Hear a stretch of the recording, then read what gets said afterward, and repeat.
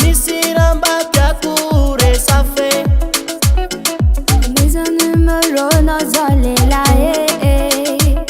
fa misy raha tiako volagny. Lanko aminao fa ty foko zao efa ela nity anao. Ambarako anao fa ty foko zao tena faly mandray anao.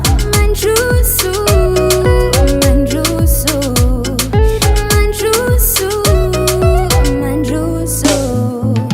Saotra misaotra Zagnahary nagnome ampelaty anay.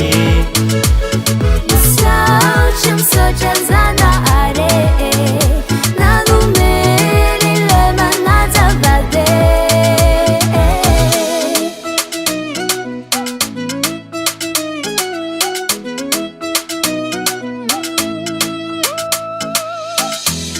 Malaika tsikaroa, tsikaroa, tramolaika tsikaroa.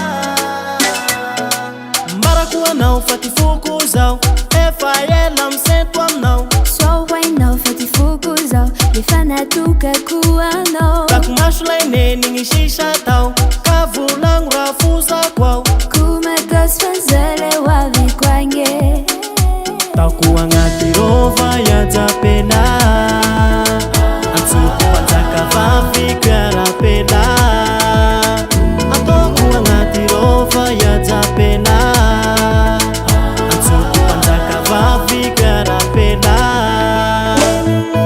Misaotra misaotra Zagnahary nagnome ampelaty anay. Misaotra misaotra Zagnahary nagnome lilay manazavady. Lala raika tsika roa, Raika antsika roa, tragno raika tsika roa, tragno raika antsika roa. lala raika tsika roa.